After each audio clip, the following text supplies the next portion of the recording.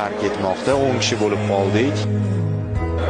Endi tushunarli nima deyapti Ismoilov, bo'ldi, boshqa gapim yo'q deyapti Ismoilov. Tarpas berilsa kerak, shu tashqari deydi. Va endi buni nima bu do'stlar? So'nggi umid golli deb baholandi. Hakamga topshirmoqda Ismoilov. Penalti!